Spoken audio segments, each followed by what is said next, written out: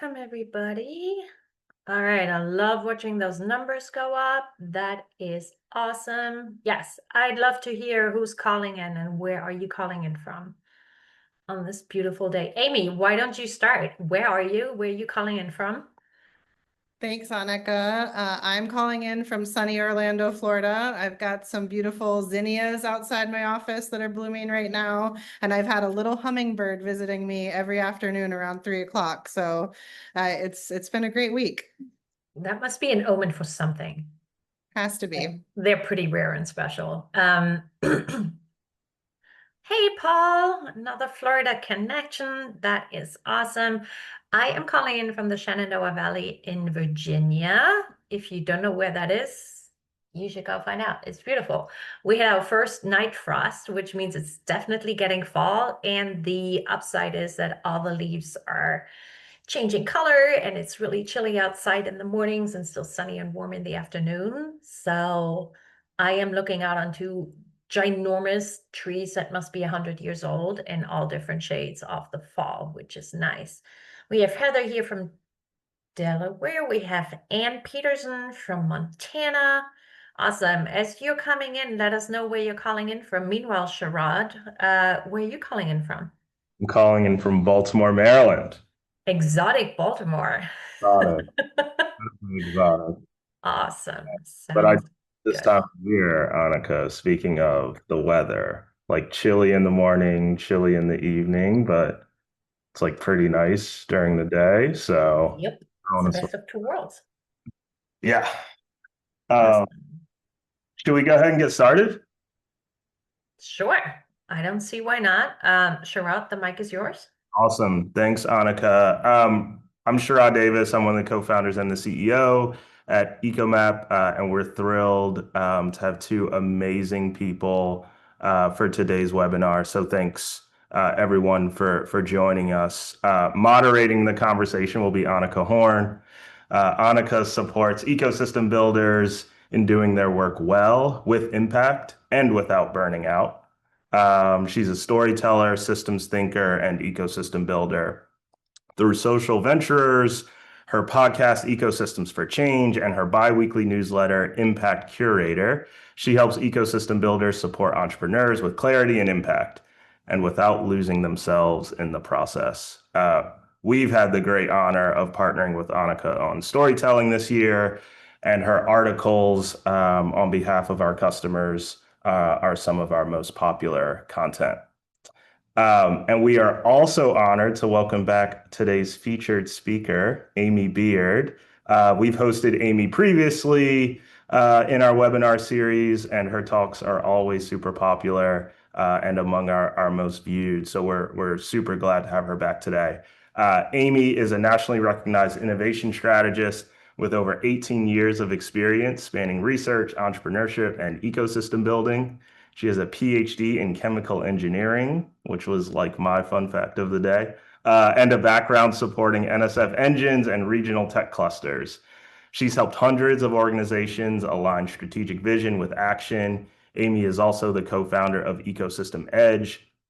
It's a new company equipping ecosystem leaders with the tools, frameworks, and shared language they need to succeed. Anika and Amy, thank you and welcome. Anika, the floor is yours. Thank you so much. Hi, everybody. Thank you for joining us, whether you're joining us live, you're catching up on the recording, whatever it is. We're so glad you're here. I am a diehard fan of both EcoMath and Amy Beaird, so this is literally one of my favorite things to do ever. When I don't fangirl over these two like powerhouses in our space, I, as Sherrod mentioned, host a podcast called Ecosystems for Change. So you can get that wherever you do. I write a newsletter and I work with clients to do storytelling, facilitation, and ecosystem building. So that's me. And I'm really excited to be here with Amy because I have been in the space of ecosystem building ever since moving to the US over a decade ago. And I know that we have a lot of thought leaders and we have a lot of really awesome people probably on this call who do this work day in and day out. What I rarely have is someone who does both. And that's Amy.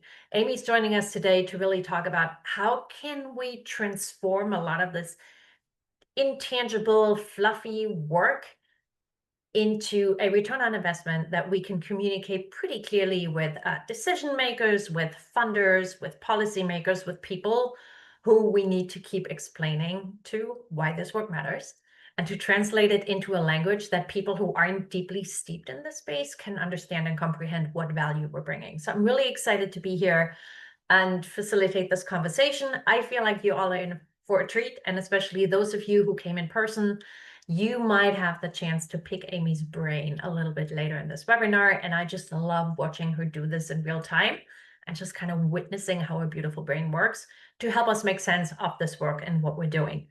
We will share some links throughout this webinar, but I did want to make sure you have the link to Amy's newsletter called The Ecosystem Edge, one of the best publications that is free, that will come straight to your inbox, at least once a month, with really practical advice and tangible tactics on how to do this work better. So check it out when you feel like it. And from here on out, I don't know if you all have noticed, but the government has been shut down. And if you've been around for a while, you knew there was something like a pandemic a while ago. And while this is really stressful, I also believe that ecosystem builders, we know that there's a lot of uncertainty. We know that these systems we operate in are constantly changing and adapting, and there are these external changes that we have no control over.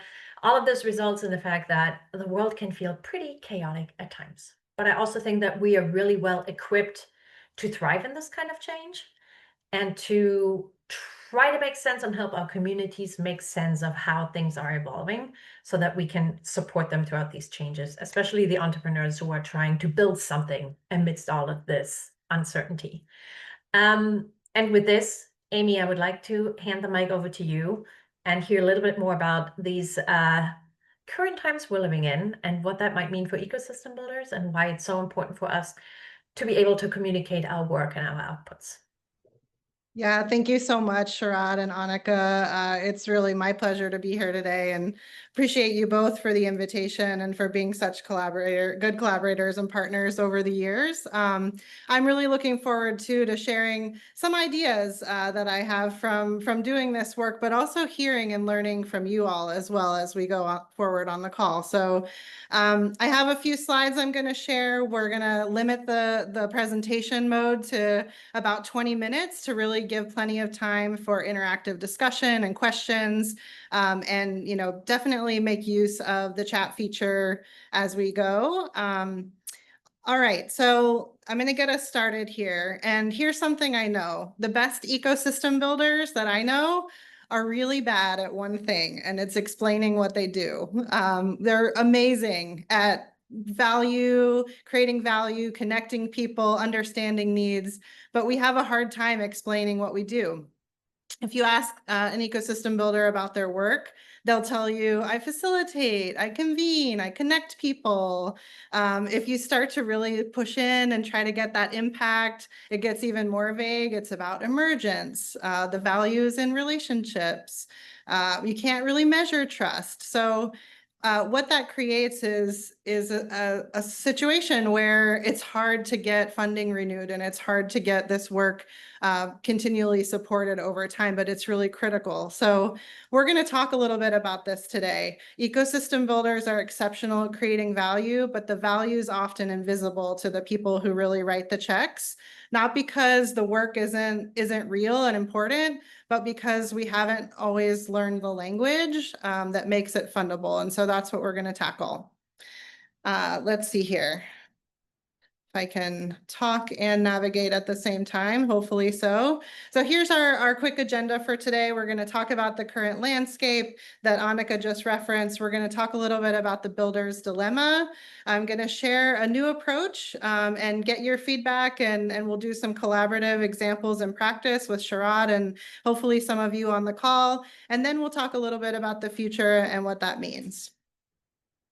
All right. So let's get into it here. This is, oh, all right, clicking too much. This is the current landscape. So before we talk about solutions, let's get a little bit more honest about what we're dealing with in this present moment. funding cycles are shrinking, but the work is not shrinking. We all need 3 to 5 years to really build the infrastructure, just the initial infrastructure that it takes to support an ecosystem. And your funding is sort of getting drip fed to you in 12-month increments, but your work takes a lot longer than that.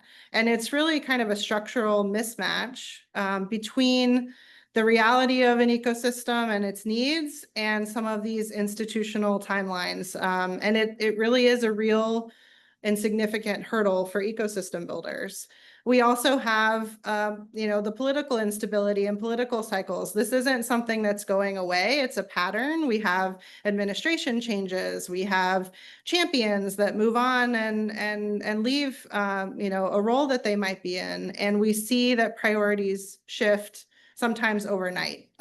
So suddenly the 3-year strategy that you worked on, it has a 6-month shelf life or even shorter. And this ecosystem building work, it transcends those election cycles, but the support for it often doesn't. And so that results in increasing pressure on ecosystem builders. The demands keep increasing. We've got to prove that we're collaborating, not duplicating. We've got to show impact, not just the activities we do. We have to do more with less. It's you, me, and ChatGPT sometimes these days. We've got to move faster. We've got to show impact and scale. So these asks that we have aren't necessarily unreasonable, but sometimes they become impossible when the timeframes and the expectations don't align. So that's the environment we're living in. And one resource that really has helped me over time, and one of the best ways I've seen to kind of describe this, is the BANI framework. And many of you have probably heard about VUCA, so volatile, uncertain, complex, ambiguous. And that framework was developed in the 1990s. This is kind of like the early days of ecosystem building, before ecosystem building was a thing. But ecosystem building and ecosystem builders really developed concepts like complex adaptive systems to respond to a VUCA environment. In 2018, futurist Jaime Casio said that VUCA isn't cutting it anymore. And he introduced this framework of BANI. And we're going to go through this just quickly, but to me, it kind of symbolizes how ecosystem building needs to evolve to sort of meet this new moment. And some of the characteristics of BANI. The environment we work in is brittle. The systems look strong, but they shatter suddenly. So we see institutions that have been around for hundreds of years suddenly incapacitated or going away. People are anxious. There's instability that creates fear and paralysis in our environment and makes it hard to sort of make decisions about how to move forward and how to make long-term impact on a region or a community. The systems are nonlinear, so small changes have absolutely massive effects, or sometimes massive input and energy leads to small or no change. So the systems don't respond necessarily the way that we think they will. And that leads to the fourth one, which is incomprehensible. And that's seems to me so much worse than ambiguous, right? Things that are happening in our environment every single day that completely defy logic, that we can't explain, that don't make any sense. And that's the world that ecosystem builders are navigating. So how do we start to evolve our tools and our thinking to really meet this current moment and, the evolution of ecosystem building going forward? And that's what we're going to talk about today. And I want to share this with you. This comes from my experience of doing this work over 18 years, but I'm sure that you all have insights and ways that you would build on this as well. So I'd love to know in the chat or otherwise if there are things that you see in your community to kind of build on this three capabilities that I'm going to talk about. So in my view, ecosystem building requires 3 distinct capabilities, and most of us are good at one. Maybe we can kind of play in 2, but to really be adaptable in this BANI environment, your ecosystem building team needs to have all 3 of these capabilities to really have an edge. The first one is building relationships, and this is really like the relational work, building trust, with organizations that might normally compete, navigating the politics, creating conditions where collaboration can really be possible, where it probably wouldn't be possible otherwise. So you're the dot connector, the bridge builder, and the person who can kind of translate between different sectors. And to me, this is the art of ecosystem building. And then the second one here is delivering impact. And this is like the roll up your sleeves, get the work done, solve real problems for real people and communities. You're accelerating founders and startups, you're strengthening the small businesses, you're creating new pathways to opportunity. It's not like meetings and convenings for the sake of convening or networks just to, have parties or that sort of thing, but you're really turning the mess and the chaos into momentum and creating tangible value that changes lives and communities. And that's the craft of ecosystem building. And then the third one, and this is where we're going to spend our time mostly today, it's often overlooked, and that's demonstrating value. And this is really the work of sort of sustaining your efforts, and it gets overlooked. It's not the most fun part always. Sometimes it's documenting what's happening. It's speaking the language that funders recognize. It can be as boring as compliance requirements, but these are the things that keep the funding flowing. And so if you're in this demonstrating value, competency, then you're helping to make the invisible work more visible. You're helping to make those intangible things more tangible. You're translating things like emergence into reportable outcomes and helping to build the case that really protects your ability to do the other two, the building relationships and delivering impact. And like I said, you don't have to be excellent at all three, but your team does. And it's really important that you have all three of these capabilities and respect those capabilities as important and critical to an ecosystem building team. So I want to shift gears a little bit here and start to talk about how do we demonstrate value? What are some of the ways that we can do that? And so I'm going to share with you an approach that has worked really well for me. Again, these are, you may have other ideas, so always open to your input and thoughts on how this has worked for you as well, and would love to hear from the audience on the call here when we get to the Q&A portion. So I want to offer this approach for really translating invisible work into language that funders can recognize and fund. You're not gaming the system or oversimplifying it. You're really doing this to protect the glue work that we all do. We always talk about ecosystem builders are the glue, and we connect all the things together and kind of hold these systems in place. So it's 4 steps, and we'll walk through them quickly, and then we're going to do a few real examples. So first step is surface the invisible. The second one is link your work to impact. The third one, frame for investment. And the fourth one, make your impact visible.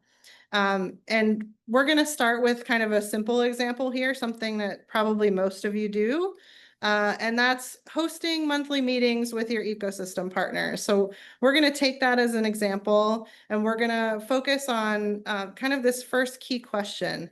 Okay, you're hosting monthly meetings, but what are you really doing?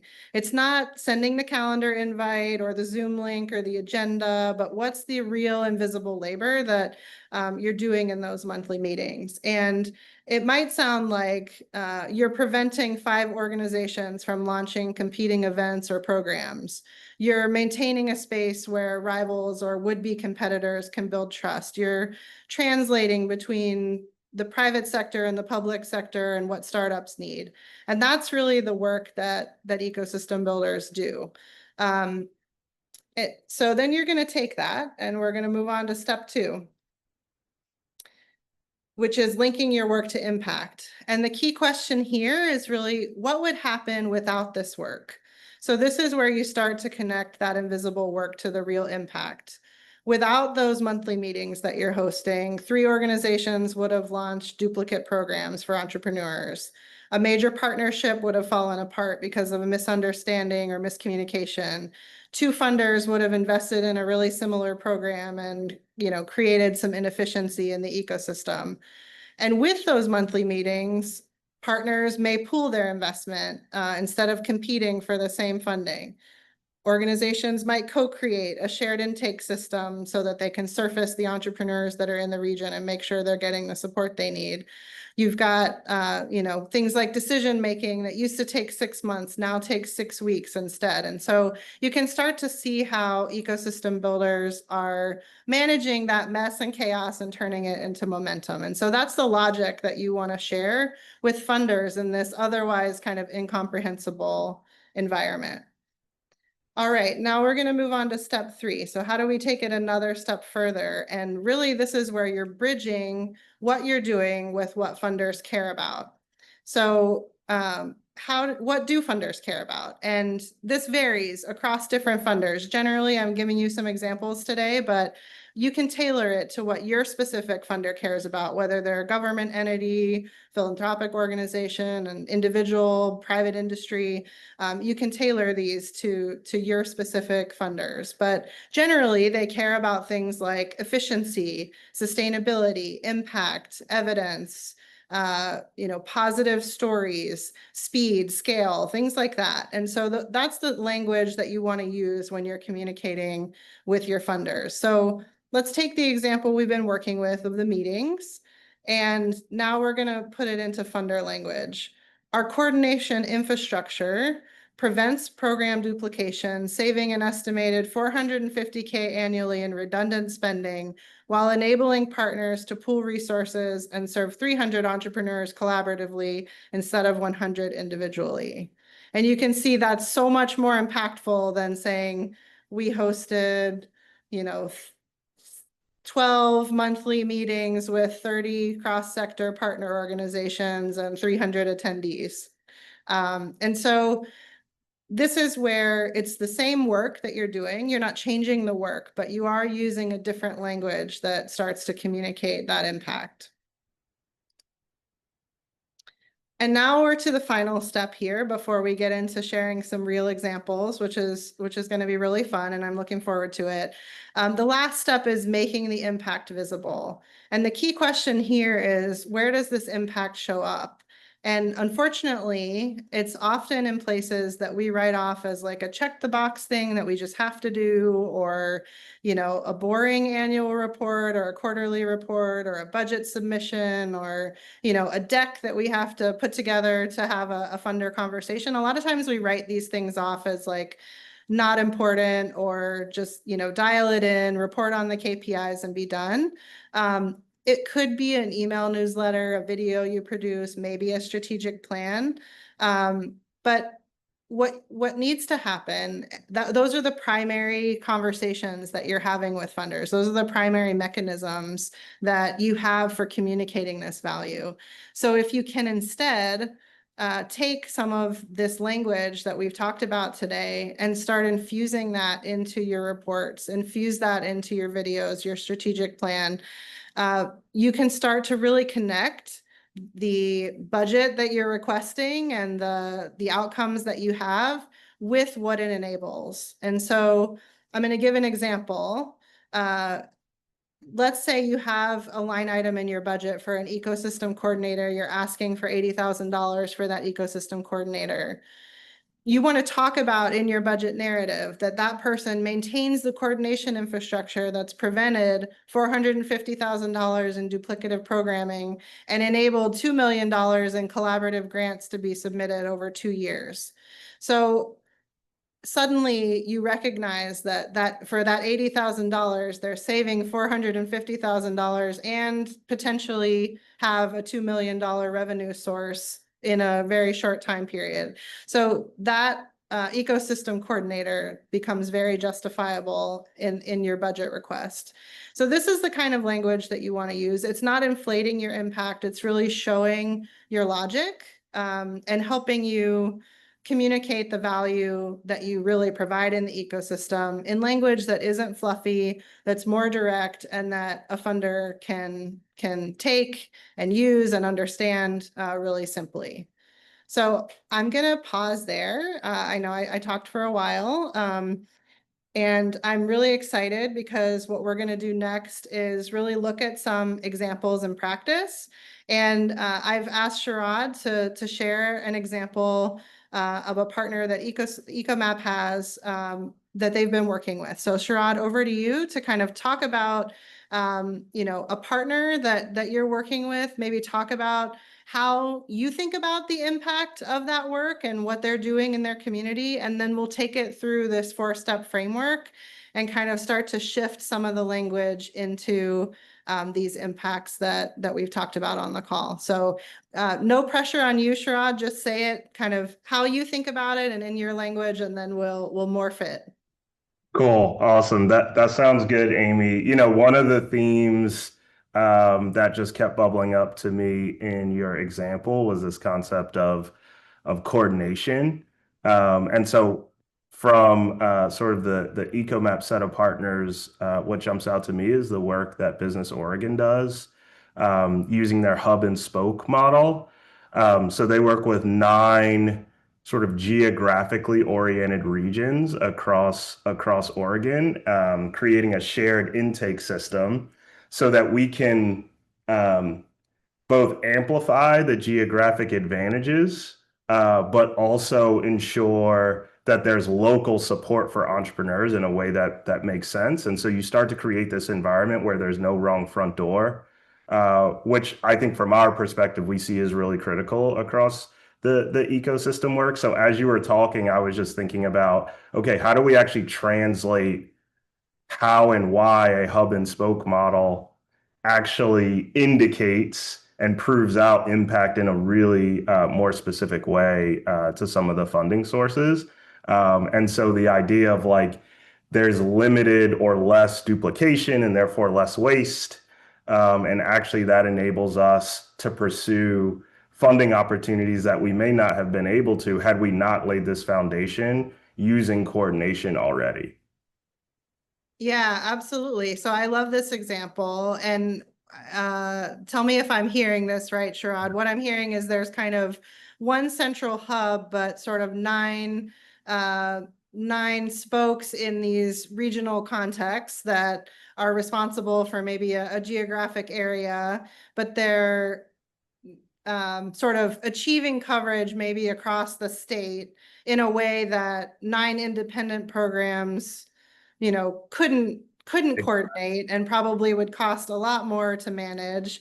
And so I'm also hearing that you probably are bubbling up those like regional needs and regional contexts to a state level system that can actually move the needle and make investment or make decisions. So you're increasing that decision making speed and capacity so that those regional needs are bubbled up to a state level for kind of that faster decision making. I'm also hearing that there's like probably some consistency in the way those services are delivered or that support's delivered, and also shared learning probably across those different 9 hubs where people are trying and testing different things, experimenting with different things, and then sharing across the 9. So it seems like some of those are like it's not that they're hosting a monthly meeting with their 9 regional navigators, but it's these bigger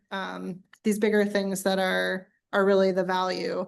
And to your point, I mean, I think states also want to fund things that their citizens and their regions need, but they have to know what they are. And so having this sort of hub and spoke model allows you to really bubble up both from the grassroots level, what the needs are, but then sort of from the top down level, connect that to the resources that a state or a region might have.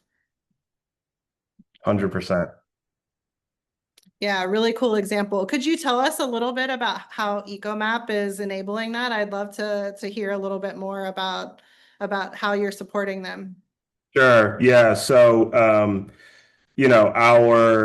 ecosystem mapping approach across the state of Oregon to identify all of those resources, but then taking a really specific and thoughtful categorization methodology to determine sort of which hub those resources belong in. And really a part of the trick to a certain degree is not only like where that resource is located, but like who that resource serves, which geography that resource serves. So that's sort of one foundational component that we typically always bring to bear. The second is um, the second is they are using a shared intake with our ERM, Ecosystem Relationship Manager, where a single entrepreneur can come in through this sort of centralized intake, and then any number of the regional hubs or regional navigators can sort of pick up that relationship, make referrals, and manage that engagement to make sure they can get the entrepreneur to the right resource at the right time. And then there's a analytics layer that sits on top of that that shows both the individual impact of those regions, but then the collective impact across the state as well. To your point, Amy, about highlighting here is what people are looking for, and then we can compare that to like where we're making investments or where we're not making investments that we should be. Yeah, so it's really helping kind of justify those investments as well, having all of that analytical data at your fingertips. So, you know the number of entrepreneurs that you've supported, how many resources they've touched, which regions are using the resources more. It seems like there's a lot of different layers of information that could be really helpful when it comes to, resourcing and supporting this program. So really helpful example. Appreciate you sharing. Sure. And I do want to give an opportunity, and we'll share some more examples if you all on the call don't have other examples that you want to go through today. But I do want to make an audience invitation, essentially 2 questions, and you can put them in the chat. We'll probably pick 1 or 2 that we'll go through live on the call. Share with us one piece of your ecosystem work that you do that feels invisible or hard to measure, hard to explain, hard to communicate. And if there's a specific challenge that you are facing with funders, tell us a little bit about that. Go ahead and put it in the chat. We'll give a few minutes, and then we'll pick 1 or 2 that we can kind of walk through the framework as well and talk about it live on the call. And I can't see the chat because my screen has all sorts of other things. So Anika, do you want to We got take a you. look at the chat and let me know? Thank you. I am so tempted to put a certain Heather from Richmond on the spot, but that would be really rude. So I'm not going to do that. But I know that there's really cool stuff happening in Richmond, Virginia, that that ecosystem actually hired Heather to be the ecosystem coordinator. And I just so happen to have a call with her later today, so I get to catch up anyway. But Heather, if you feel like you want to share, that would be cool. But Amy, in the meantime, while people are thinking about this, I actually have a question for you. Yeah. In my last role as an director of ecosystem building here in the Shenandoah Valley, I often, and really throughout my career, I often felt like, well, should they be paying me to grab coffee with entrepreneurs and stakeholders? Because like, am I really going to count these coffee meetings? And I think what is so hard in this work is you have a meeting in March and then something really cool happens in October. Maybe you can tie back to that, but we all know that while we do things here and there, we're not solely responsible for this really cool thing that happens down the road. Like maybe a partnership comes about, or maybe a new program is launched. How do you think about claiming the credit for ourselves versus knowing that, an ecosystem takes so many different players to do it? And how does that affect this conversation around ROI? What's the ROI of drinking coffee with people, like an unhealthy amount of coffee? How do you phrase that for funders, but even like for ourselves, how do we do that? Yeah, this is a really good question, Anika, and it's one that I think all of us sort of grapple with and try to understand. And I think, at least for me, it comes back to a few things. So we talked about those kind of 3 core capabilities of ecosystem builders, the relationship piece, and I would Yeah. put the coffees sort of in that bucket as a Yeah. justifiable, you know, you have to have the relationships to build the trust to move anything forward. You know, and that may be separate and distinct and different from, you know, 6 months later, like you were saying, when the actual work gets done, when you have to Yeah. call on that person to ask them for a favor, or, you know deeply what they're working on and you're able to make a connection for them that is really critical to their success. So I think communicating and explaining and sharing that relationship building aspect of the work is the coordination infrastructure, is part of that coordination infrastructure, is a piece of this. And then I also think like the system level impact, right? We can't do this work as individuals. None of it works as a single person, you know, trying to make an ecosystem function and healthy. It's a collective action, as Sharad was describing in Oregon.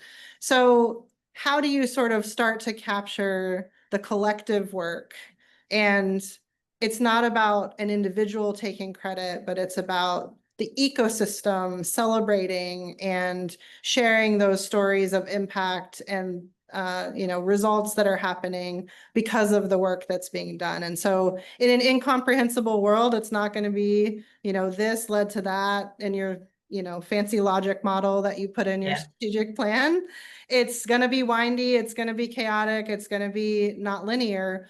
But if you can start to explain how the system is resulting in these outcomes because of the competencies of the ecosystem building, because of I'll give you a $3,000 chemical engineering word, the entropy that you're fighting, the chaos that you're fighting, as an ecosystem builder, and being that glue that ties it all together. That's the value of an ecosystem builder, is otherwise everything would devolve into chaos, and you're the one sort of bringing and building that momentum back into it. So again, tie it back to those core competencies and the outcomes and the results that the funder is seeing.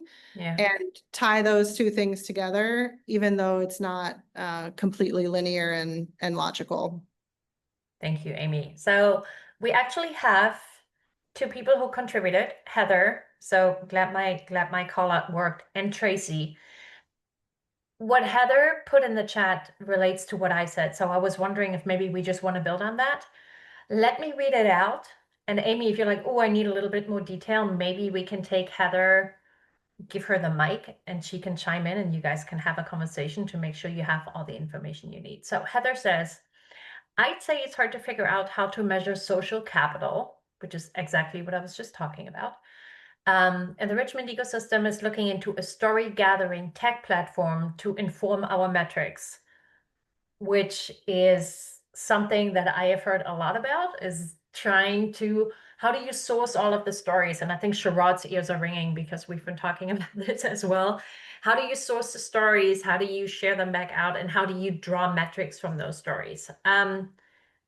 Amy, you probably have more questions. Yeah. One piece of ecosystem work that you feel is invisible or hard to measure. So how do you measure social capital and the specific challenge you're facing with funders? In this case, if we could get Heather off mute, make her panel, whatever is required to hear her talk, that would be awesome. Otherwise, she's going to be limited to texting. Writing in I the think chat. I'm unmuted. Can you hear me? Hi, Heather. Hi. Take it away, ladies. Yeah, thanks so much for being brave, Heather, and leaning in here. Appreciate it. So I would love to just have you share more about, you know, the social capital that you're trying to measure, and how you're thinking about this solution of a story gathering tech platform, just to understand a little bit more about what you're trying to accomplish. Sure. So there are a lot of things going on in the Richmond region, which is super exciting, but we have this ecosystem work. We have a 30-year regional plan that's being developed, and we have all types of kind of alignment coming under that as far as metrics are concerned. But a lot of the kind of basic grants that got this work started, when we've gone to report, and some of this was done, before I began, a lot of the questions were about like how many business plans were created, or how many people came to events, et cetera, et cetera. And that's all good and fine, but it's not really capturing the true like impact and how this work is actually changing people's lives. And it's so hard to log all of the conversations that you have when you are in a group or when you're out in community and people come up to you and say, oh, this happened because of XYZ, or I'm so glad that I went to this or got into this program. And so it's like, how do you keep track of all of these conversations and, convenings and meetings? And you can't just sit and try to log things, in Salesforce every day. So we've been trying to figure out as we move forward, we're into year one of all of this kind of lean startup stuff. And in Richmond, how do we start figuring out like what our big North Star is the region, but how do we do that in a way that it's coming from the entrepreneurs themselves and the business owners themselves?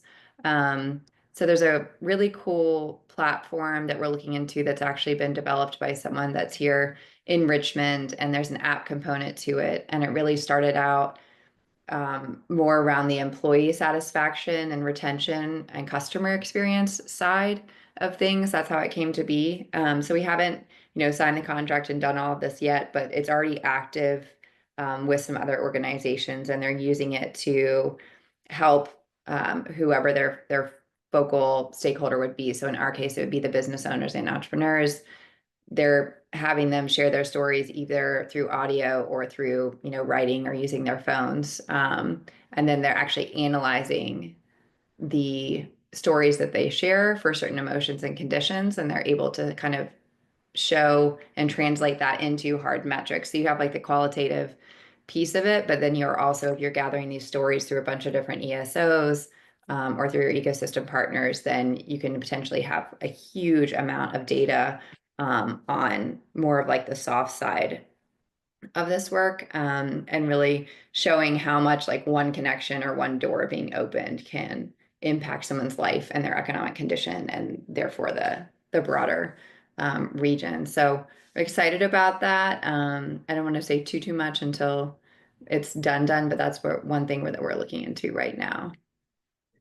That's really exciting, Heather, and so many light bulbs and synapses are going off in my brain. It's really exciting.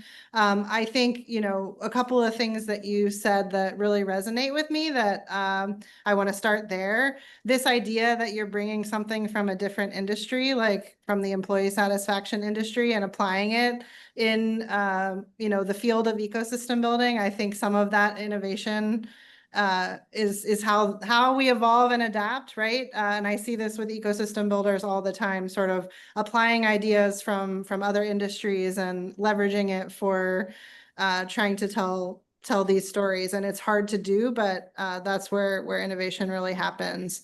And then, this problem that you're bringing up, it's this is a very big one. It's not just meetings. It's kind of like, a 30-year strategy and plan for your region, which, I'm overwhelmed just thinking about how do you plan for 30 years when, I don't know, my kids are going to be my age, and the world will look a lot different.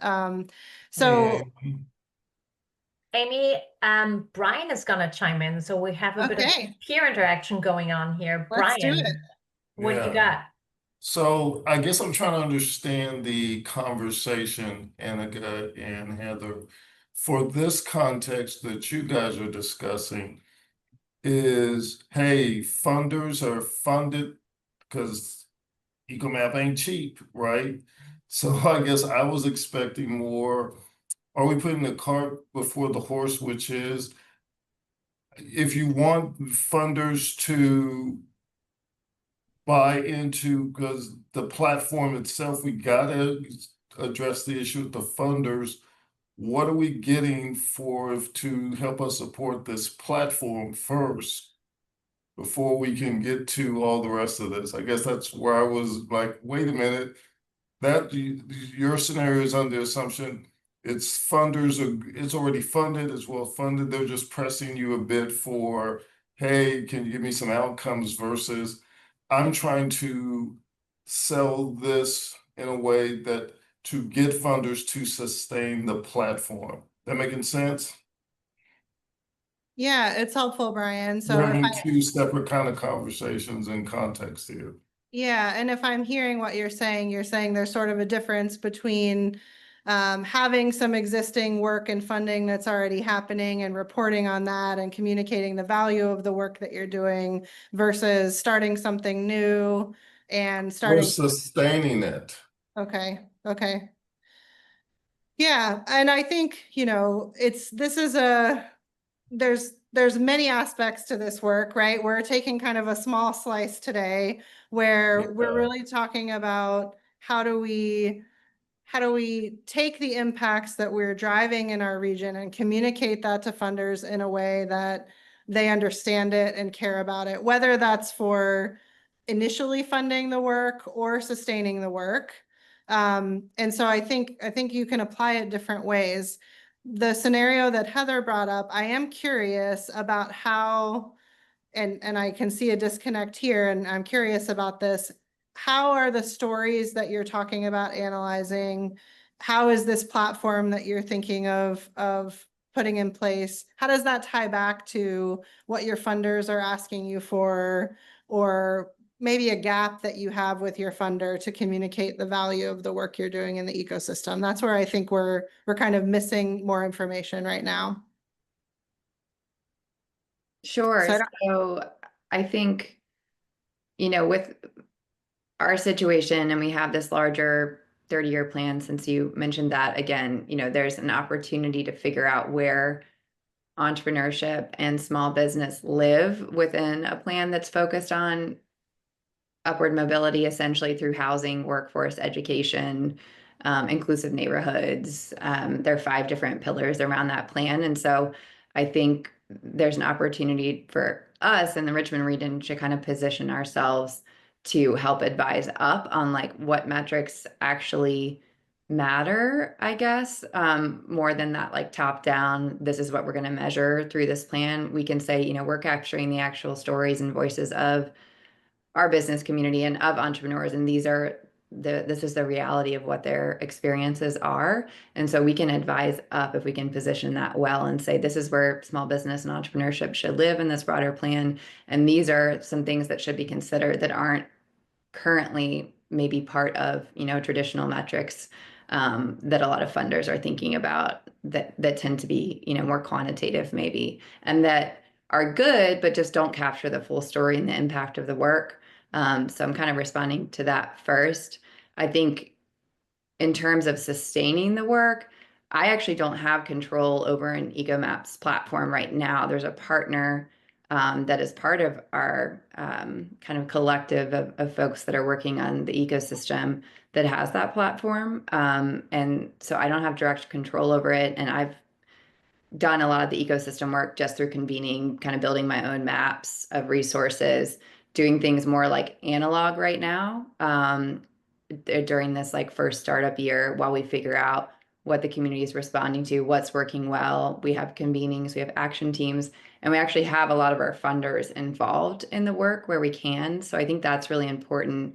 If you can bring, a staff member, depending on the size of your funders or who you're trying to target, and have them involved in an action team, align some of the work you're doing in a way that it speaks to their goals, and collaborate on some things. And so I think that's a really good strategy. We've even done that. We had an event for creative professionals, and one of the foundations has a program that's focused on the creative economy. And so we had them kind of advise on planning that.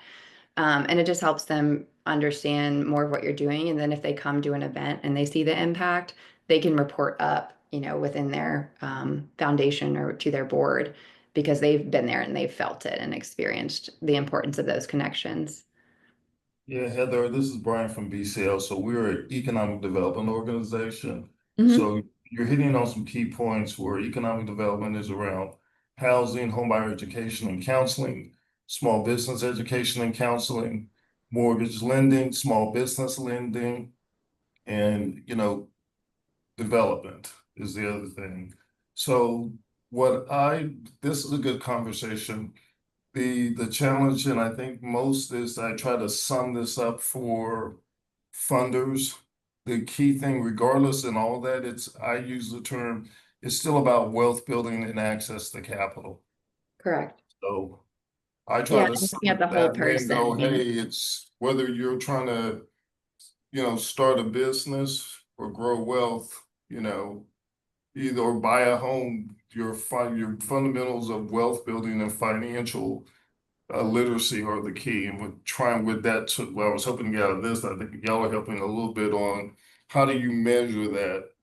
And I just start with the number one measure is how much wealth can you create? How many people can you put in a home using that number? How Sure. many loans can you do? And it comes one big freaking number. I could say, hey, we've done in the past year, we've created $50 million worth of wealth. Oh, well, tell me how that's broken out. Well, we've put, 35 people in homes. We've done this, and it helps frame a little bit of why the platform we're using, ecosystem or ecomap type platform, really works. That help?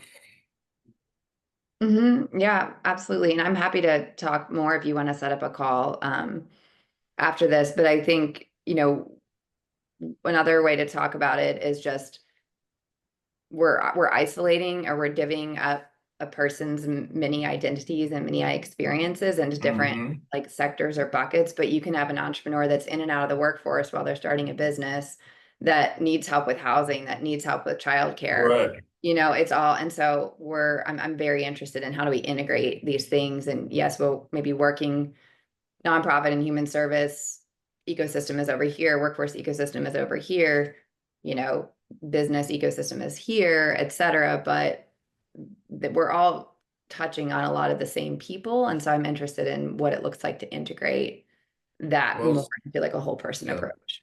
We're on the same page, and part of Yeah. what, in my portion of the discussion, originally, just to go back to EcoMap and the foundation, it was about breaking down the silos and showing how to integrate these processes together. That really is it, because you're right. What we find is if you're a bank, but they do small business lending, and then we have another mortgage lender, and the two don't seem to see the connection between the one customer persona, but it's how you break down the silo and show them here's how this works and connects. So good conversation though, Heather and Anika. I love this. I don't know if I contributed to anything to it, but it would just spark Well, some good. I think you're kind of helping us round out this discussion in a way. The way I hear it is, hey, in part, how do we use some of these more traditional economic development metrics and use them to our Correct. benefit? How can we actually try to translate? And then Heather, what I'm hearing from you is, hey, how do we use entrepreneur stories to figure out what that next iteration of metrics should look like so that we can communicate our impact clearly with funders? And I feel like you're pretty much at the forefront by gathering these stories and hopefully seeing some trends in how entrepreneurs talk about the impact they've experienced in the The ecosystem. data is there. JP Morgan Chase has it. There's a lot of data.